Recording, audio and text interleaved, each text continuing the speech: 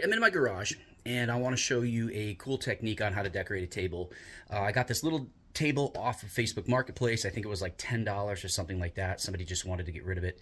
And I woke up last night and I suddenly had an idea of what I want to do with it. So what we're going to do, we're going to take this table. I already pre-stained the legs, a nice little dark blue. It looks a little bit greenish, but it is blue. What I'm going to do with the top is I'm going to go ahead and stain the top. And then I'm going to go and I'm going to put strips of painter's tape to do white birch trees coming down. And then we're going to decorate them first. But first, I want to go ahead and put the first coat of blue wood stain on the top. All right, the top is now stained. We're going to go ahead and we're going to put our painter's tape on there so we can start doing our trees. And I think I'm going to add a moon as well. Here's the table, all taped up and finished.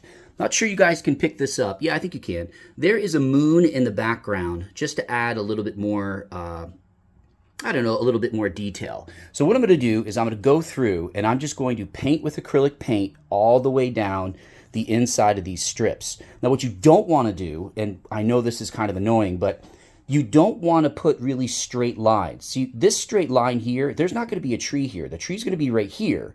And I like the kind of rigid outline of this. Now, it's not like every white birch tree or every river birch is kind of that rough on the outside, but I just think it makes an interesting line. Please do not make your trees with straight lines. Nature doesn't like straight lines. It doesn't really look natural. You're just going to have stripes and not trees. So make sure you don't do that. So I'm going to go ahead and I'm going to start painting the trees right now. So here's the table so far. As you can tell, I blended in a couple different colors.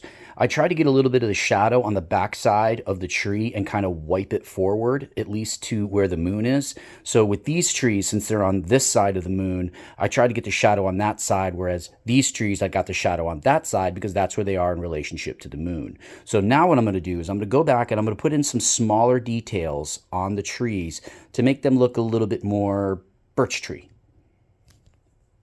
So here's the table so far. I have all of my birch trees decorated, and I use 3 or 4 different colors of paints because it's really important to kind of layer paints. It just gives them a little bit more interesting look. You can tell by the moon, I only was able to do a little bit of the moon so far because it's covered up by tape and another tree, but that's on purpose. So I'm going to go ahead and I'm going to take off the tape and we're going to see what we have. Here's where we're at. The trees look absolutely perfect. I love the way that they turned out. So I'm still working on the moon a little bit. You can tell that there's a little bit of a line in the middle from where the tape was. So I need to build up the left-hand side of that moon a little bit. Now what I'm going to do is I'm going to go ahead and I'm going to start doing some branches on the trees. And this is what's going to look really cool, is that some of the branches are going to overlap the moon.